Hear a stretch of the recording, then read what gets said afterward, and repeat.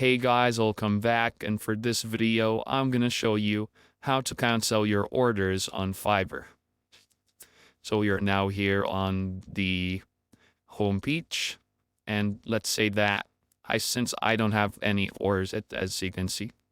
So let's say you made an order from you and you want to like this, get an order in logo design. Let's say you pick basic, just like that, continue. And you started to pay it and your order is there. You just need to go to your homepage again, then click on orders. And after that, you'll see your pending orders here and you can easily cancel it if it is cancelable. So that's all guys for today's video, and if you found this video helpful, simply leave a like below or subscribe because it helps me reach more people. See you on the next one.